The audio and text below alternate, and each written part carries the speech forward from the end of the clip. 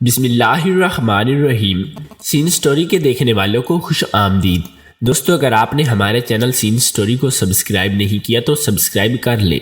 شکریہ۔ میں طلاق یافتہ عورت تھی، میرا کمانے والا کوئی نہ تھا، اس لیے ایک عورت نے مجھے اپنے بچے کی دیکھ بھال کے لیے رکھ لیا۔ وہ کہتی کہ رات کے وقت بھی بچہ اپنے ساتھ سلایا کرو، کیونکہ ہم میاں بیوی کو اپنے بچے سے نفرت ہے۔ میں حیران ہوتی، یہ کیسے ماں باپ ہیں جو اپنے بچے کو پیار نہیں کرتے؟ وہ دونوں اس بچے کی شکل بھی نہ دیکھتے۔ ایک رات چھت پر گئی تو سر پر آسمان ٹوٹ پڑا، کیونکہ وہاں تو عورت۔ یہ بات تو میں پورے وثوق سے کہہ سکتی تھی کہ شادی ایک جوا ہوتی ہے، لگ جائے تو سمجھو بھاگ کھل گئے، اور اگر نہیں تو پھر انسان نہ ادھر کا رہتا ہے نہ ہی ادھر کا، رل کے رہ جاتا ہے۔ جس طرح سے میں رل کے رہ گئی تھی۔ میری شادی 20 سال کی عمر میں ہوئی تھی، اور اس شادی میں ماں باپ کی پسند سے زیادہ میری اپنی پسند اور مرضی شامل تھی۔ سننے والوں نے، میرے ماں باپ اور دوسرے خیر خواہوں نے مجھے بہت سمجھایا تھا کہ مجھے اتنا جذباتی اور جلد باز ہو کر فیصلہ نہیں کرنا چاہیے، لیکن میری آنکھیں پر تایازاد اصغر کے نام کی پٹی باندھ چکی تھی اور سر پر اس کے عشق کا بخار چڑھا ہوا تھا، اس لیے میں نے کسی کی بات پر کان نہیں دھرے اور محبت کے خمار میں ہی کھوئی رہی۔ خاندان کی بات تھی، اسی لیے میرے اور اصغر کے گھر والے بھی جلد ہی مان گئے، کیونکہ اسی بہانے خاندان مزید مضبوط ہو جاتا، اور ہماری شادی ہو گئی۔ اصغر میرے سے عمر میں 2 سال ہی بڑا تھا۔ شادی کے 3 ماہ کے بعد کا عرصہ تو ہنستے کھیلتے خاندان بھر میں دعوتیں کھاتے گزر گیا، اور اس کے بعد جیسے ہی ایک روٹین کی زندگی شروع ہوئی تو میرے لیے بہت سے امتحانات منہ کھولے کھڑے تھے۔ سسرال والوں کی توقعات، شوہر کی ذمہ داری اور میری اپنی ذات، میرے لیے خواب، میری خواہشیں، میرے اور اصغر کے رشتے کو لے کر میرے دل میں تھی، جانے کیسے سب گڑبڑ ہو گیا اور زندگی پنڈولم کی طرح ڈولنے لگی۔ جھگڑے شروع ہو گئے، کبھی ساس کے ساتھ، کبھی نندوں کے ساتھ، اور شوہر کے ساتھ تو ہر روز ہی دن رات عجیب ٹینشن میں گزرنے لگے۔ جھگڑے بہت ہی معمولی باتوں پر ہوتے تھے، لیکن میں یہ کیا کرتی کہ میری طبیعت میں بھی ضد تھی، ماں باپ کی لاڈلی تھی، میں بھلا کیوں کمپرومائز کرتی؟ صورتحال کے مطابق حالات کو سمجھ کر میں کیوں چلتی؟ یہ کام تو اصغر اور اس کے گھر والے بھی کر سکتے تھے۔ میری اسی فضول ضد کی وجہ سے اصغر مجھ سے دور ہوتے گئے، اور ہمارے آپس کے اختلافات اس نہج پر پہنچ گئے کہ ان میں ذرا برابر بھی سمجھوتا کرنے اور سمجھوتے کی گنجائش ہی نہیں رہی۔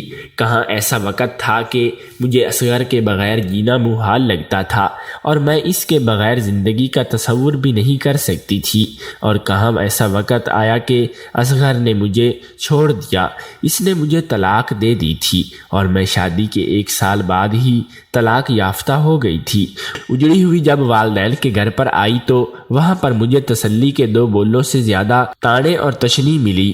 ہر کوئی لعنت ملامت کرتا، بھائی گڑی نگاہوں سے گھورتے، بھابیاں زبان کے چسکے لیتی، ابا نے بھی جیسے میری طرف دیکھنا چھوڑ دیا تھا۔ پہلے تو تجھے یہ سمجھاتے تھے کہ تو اصغر کے ساتھ شادی نہ کر، یہ فیصلے بڑوں کو کرنے دیتے ہیں، لیکن تو نے نہیں سنی، اور پھر تجھ سے کہا تھا کہ صرف محبت کے بخار میں مت رہنا، اپنا گھر بچا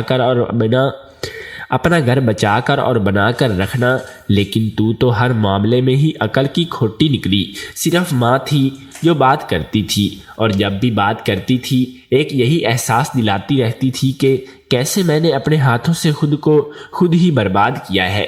میں دل محسوس کر رہ جاتی، کچھ اپنی نادانیاں اور کچھ اصغر کی اطمینانیاں جب یاد آتی تو آنکھیں بھیگ جاتی، تو دوسری طرف دھاری تلوار جیسے سے سب سے رویے تھے۔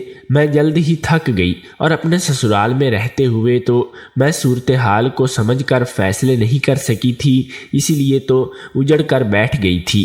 لیکن یہاں میکے میں بھی میں نے یہ بات جلد ہی سمجھ لی تھی کہ نہ تو میرے لیے مستقل یہاں ہے رہنے کی جگہ ہوگی، اور نہ ہی 2 وقت کی روٹی مجھے سکون سے نصیب ہوگی۔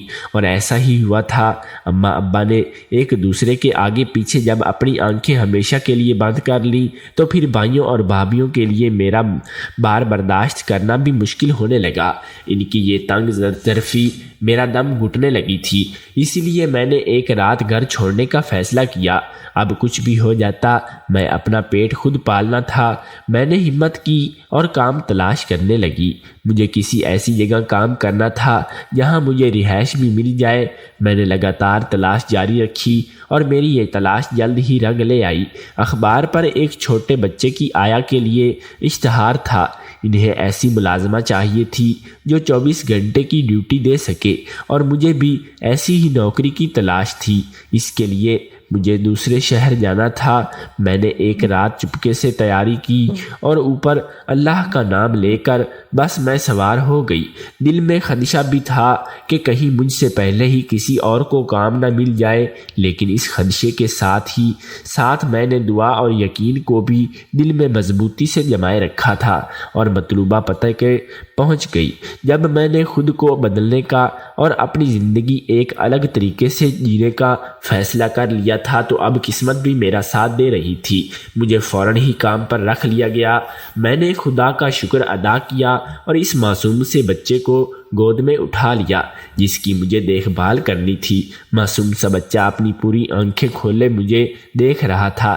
مجھے اس پر بے اختیار پیار آیا اور میں نے اس بچے کو خود سے بھینچ لیا۔ میرا کام پہلا دن تھا اور اس سے پہلے میں نے کبھی بچوں کو گود میں کبھی نہیں اٹھایا تھا، اور میری اپنی اولاد بھی نہیں تھی، اس لیے میں پہلے ہی تھک گئی تھی۔ یہ یقیناً ایک مشکل کام تھا، لیکن میں نے فیصلہ کر لیا تھا اور گھر کے دہلیز بھی پار کر لی تھی۔ اب واپسی کا کوئی راستہ نہیں تھا۔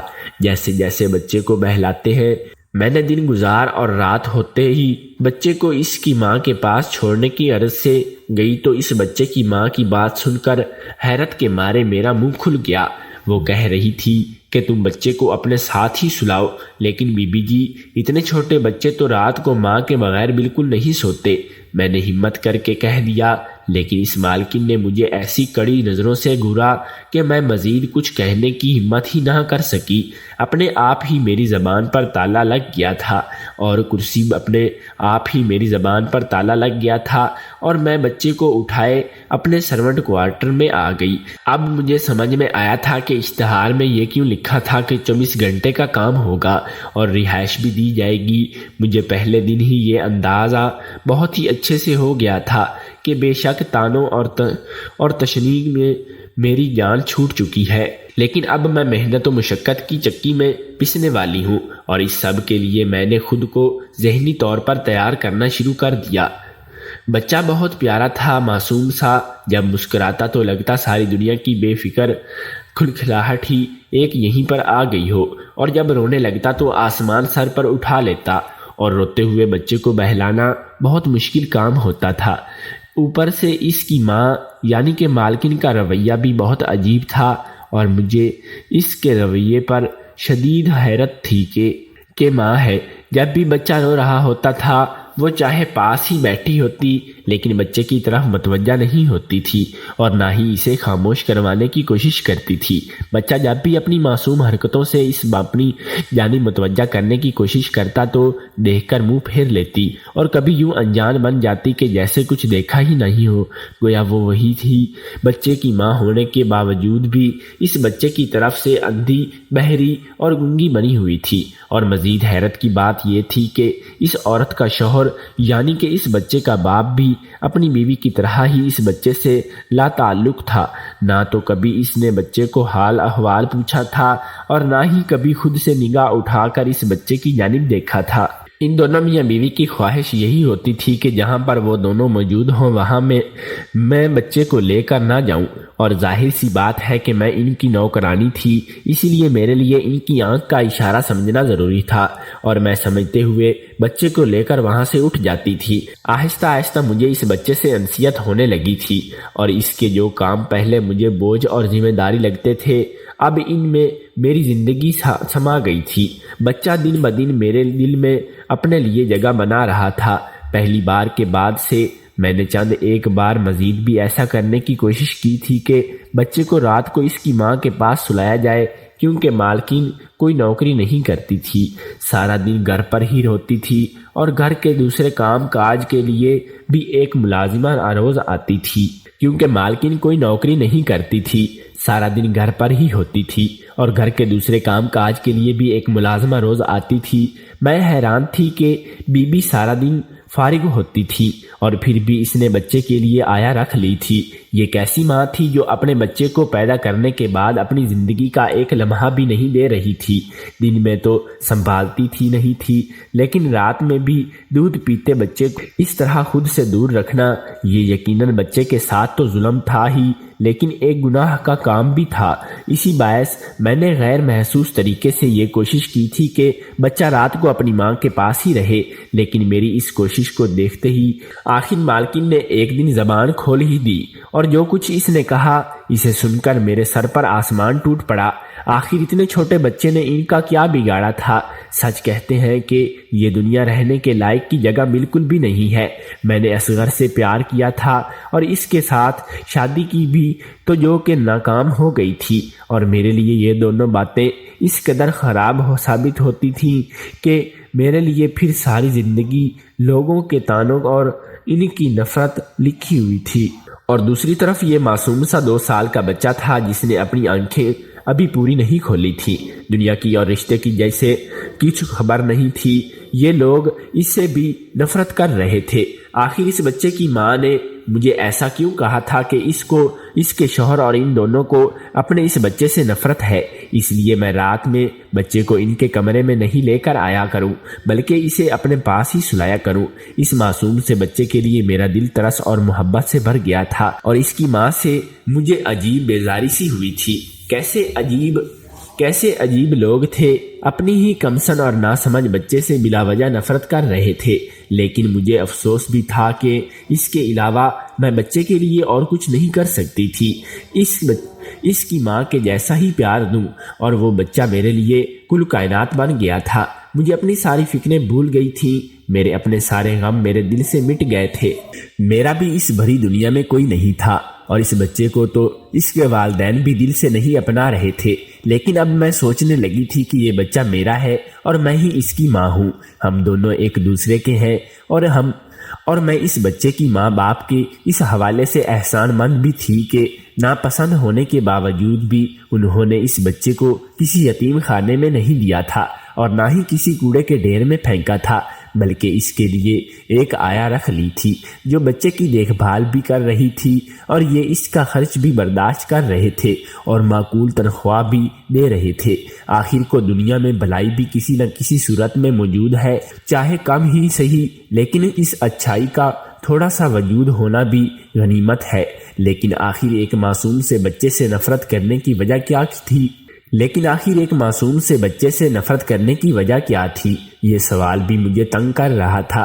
میں مالکن سے کبھی بھی خود سے یہ سب کچھ پوچھنے کی جرات نہیں کر سکتی تھی، لیکن مجھے اس بات کا تجسس ہمیشہ رہتا تھا، اور پھر ایک رات مجھے حقیقت معلوم ہو گئی تھی، اور جسے سن کر میرے لیے اپنے قدموں پر کھڑا ہونا ممکن نہیں رہا تھا۔ میں زمین پر بیٹھتی چلی گئی۔ اس رات بچے کی طبیعت کچھ ناساز تھی اور وقفے سے رو رہا تھا، نہ ٹھیک سے سو رہا تھا اور نہ ہی دودھ پی رہا تھا۔ بچے کو بخار تھا اور وہ بڑھتا ہی جا رہا تھا۔ میں نے کچھ قہوہ بنا کر بھی پلائے تھے، ٹھنڈے پانی کی پٹیاں بھی کی تھی، لیکن بچے کی طبیعت تھی کہ سنبھلنے میں ہی نہیں آ رہی تھی۔ بخار شدت اختیار کرتا جا رہا تھا۔ اب اس کے سوا کوئی چارہ نہیں تھا کہ میں بیوی کو بتاتی اور بچے کو ہسپتال لے جایا جاتا۔ دل میں وسوسہ بھی تھا کہ کیا معلوم ہسپتال لے کر جائیں گے بھی یا نہیں۔ آخر کو دونوں میاں بیوی ہی اپنے اس بچے سے نفرت کرتے ہیں، تو اس کی بیماری پر پریشان کیوں ہوں گے؟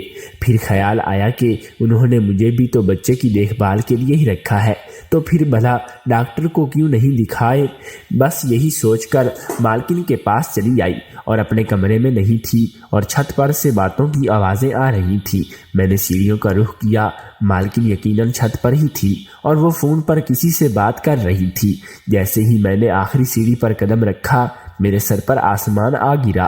میرے تجسس کی حقیقت مجھ پر کھل گئی تھی، لیکن میں نے کبھی خواب میں بھی یہ تصور نہیں کیا تھا کہ حقیقت اتنی بھیانک ہوگی۔ میں الٹے قدموں واپس پلٹ آئی۔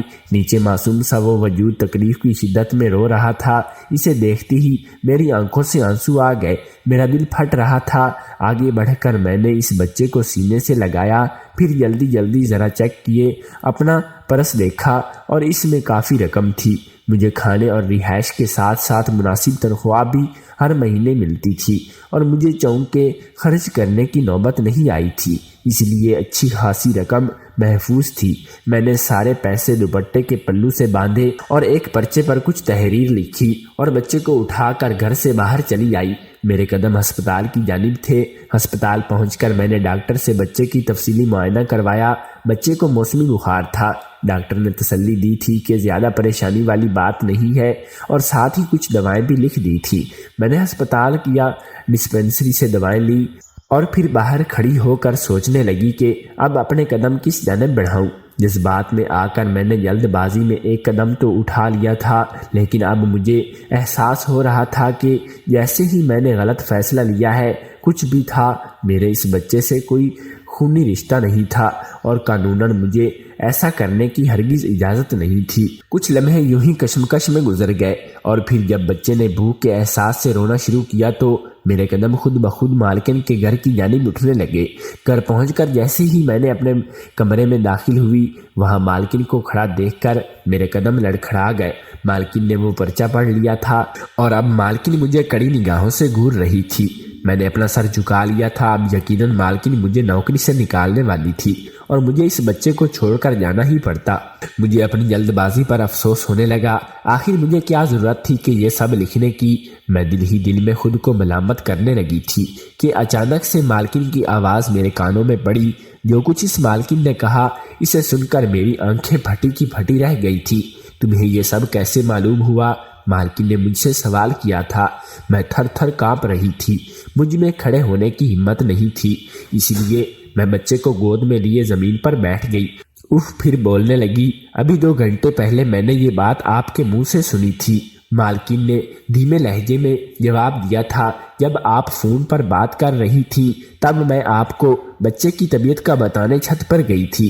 تبھی میں نے سنا تھا کہ آپ کسی کو فون پر بتا رہی تھی کہ یہ بچہ بے شک آپ کا ہے، لیکن یہ جائز اولاد نہیں ہے اور یہ بھی ہے کہ آپ گناہ گار بھی نہیں ہے۔ مالکن نے ہمیشہ دیکھا تھا کہ آپ کے بچے سے اس قدر پیار نہیں ہے جس طرح ماں کو اپنی اولاد سے ہوتا ہے، اور پھر آپ نے اپنے منہ سے بھی کئی بار مجھ سے کہا تھا کہ میں بچے کو آپ کے سامنے نہ لاؤں، کہ آپ دونوں میاں بیوی کو ہی اس بچے سے نفرت ہے۔ میں ہمیشہ سے وجہ جاننا چاہتی تھی لیکن کبھی پوچھنے کی ہمت نہیں کر سکی تھی، تو آج اب معلوم ہو گئی تو مجھے لگا کہ مجھے اس بچے کو لے کر یہاں سے چلے جانا چاہیے۔ شاید یہ بچے کے لیے اور آپ دونوں میاں بیوی کے لیے مناسب بات ہوگی، لیکن پھر آدھے راستے میں ہی جب میں نے اپنی نااہلی اور تہمی دامنی دیکھی کہ میں نہ تو اپنا گھر رکھتی ہوں نہ ہی کوئی ہنر جانتی ہوں، اس بچے کو کیسے پالوں گی؟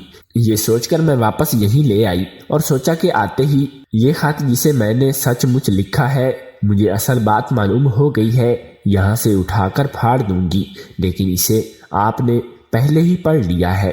میں نے سر جھکائے ڈر ڈر کے لہجے میں مالکن کو ساری بات سنائی۔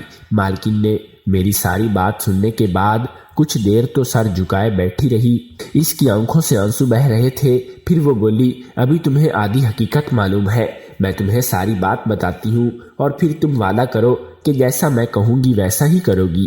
مالکن نے مجھ سے وعدہ مانگا اور میں نے بنا سوچے سمجھے مالکن سے وعدہ کر لیا۔ مالکن نے ساری بات بتانا شروع کی۔ ہم دونوں میاں بیوی کی شادی ہمارے گھر والوں کی پسند سے ہوئی تھی، لیکن ہم دونوں مثالی محبت تھے اور ایک دوسرے کو سمجھتے تھے، اور ہم دونوں ہی ایک دوسرے کا احساس کرتے تھے، خیال رکھتے تھے۔ روپے پیسے کی بھی کوئی کمی نہیں تھی، لیکن پھر نہ جانے کسی کی بد نظر لگ گئی اور یا کسی کا حسد تھا کہ ہماری زندگی میں وہ سیاہ رات آ گئی۔ موسم اس دن بہت ہی خوبصورت تھا، ہلکی ہلکی بارش ہو رہی تھی۔ میں نے اپنے شوہر سے لانگ ڈرائیو پر چلنے کے لیے فرمائش کی اور ہم گاڑی لے کر چل پڑے۔ وہ بہت سیاہ رات تھی جب اچانک سے ہماری گاڑی کسی خرابی کے باعث یا پھر پیٹرول ختم ہونے کے باعث ایک ویران راستے پر رک گئی تھی۔ وہیں پر دو لوگ جن کے چہرے ماسک سے چھپے ہوئے تھے اور ان کے ہاتھ میں اسلحہ تھا آ گئے۔ انہوں نے اسلحے کے زور سے پہلے تو ہم سے نقدی اور موبائل فون چھینے۔ میں نے کچھ زیور پہن رکھا تھا، انہوں نے وہ بھی اتروا لیا، اور پھر اس کے بعد بولتے بولتے مالکن کی ہچکی بندھ گئی اور وہ رو رہی تھی۔ اس کی آنکھوں سے آنسو بہہ رہے تھے، ابشار کی صورت بہہ رہی تھی۔ پھر وہ صرف مال کے ڈاکو ہی نہیں تھے بلکہ عزت کے لٹیرے بن گئے تھے۔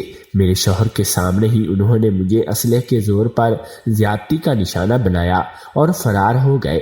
ہم مال اور عزت دونوں لٹا کر وہی سڑک پر کھڑے رہے۔ کیسے گھر پہنچتے، کیسے خود پر قابو پایا، یہ خدا ہی جانتا ہے۔ اور پھر کچھ دن کے بعد جب ہم اس سانحہ کو بھولنے کی کوشش کر رہے تھے تب ہی معلوم ہوا کہ ابھی اس ظلم کی ایک نشانی باقی ہے۔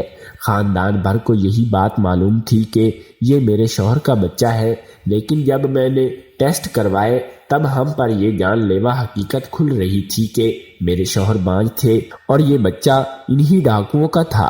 حمل گرانے کی بار بار کوششوں کے باوجود بھی اس دنیا میں آ گیا، اور جو دنیا کو لگتا ہے کہ ہمارا بچہ ہے، لیکن یہ حقیقت جو ہم جانتے ہیں اس بچے کے وجود کی صورت دن رات ہمارا سینہ چھلنی کرتی ہے اور ہمیں خود سے ہی منہ چھپانے پر مجبور کرتی ہے۔ ہماری زندگی ایک زندگی نہیں بلکہ ہمارے لیے ایک شرمندگی بن چکی ہے، اور ہم شرمندگی اور ذلت کا یہ بوجھ اٹھا نہیں پا رہے۔ تم ایک احسان کرو، مالکن بولتے بولتے التجائیہ میرے قدموں میں گر گئی۔ تم اپنے فیصلے پر قائم رہو، اس بچے کو ہم سے دور لے جاؤ، جتنا پیسہ چاہیے، جو مدد چاہیے کروں گی، بس یہ احسان کرو۔ تم اس بچے کو لو اور یہاں سے چلی جاؤ۔ میں جانتی ہوں کہ یہ وجود بے گناہ ہے، لیکن ہم میاں بیوی کے لیے اسے اولاد تسلیم کرنا ممکن نہیں ہے، اور جب یہ بچہ نہیں ہوگا تب شاید ہماری زندگیوں سے شرمندگی اور ذلت کا احساس مٹ جائے گا جو اس کو دیکھ کر ہمیں محسوس ہوتا ہے۔ ہم میاں بیوی پھر سے محبت کی مثال زندگی گزارنے لگے۔ ہم پر یہ نیکی ضرور کرو۔ اور پھر اگلے روز صبح ہی صبح ضروری سامان کی گٹھری سے سر پر اٹھائے، بغل میں بچے کو اٹھائے بس اسٹینڈ پر کھڑی تھی۔ میری منزل کا مجھے علم نہیں تھا، لیکن یہ یقین ضرور تھا کہ وہ اللہ جو اس سارے جہاں کا بادشاہ ہے وہ ضرور کوئی نہ کوئی اچھا ٹھکانہ ہی دے گا۔ آخر اس نے مجھے پر کسی معصوم کی ذمہ داری ڈالی تھی، وہ ہم دونوں کو تنہا نہیں چھوڑے گا۔ لیکن یہ لوگ کس قدر خود غرض ہوتے ہیں، ہم سب عجیب لوگ ہیں۔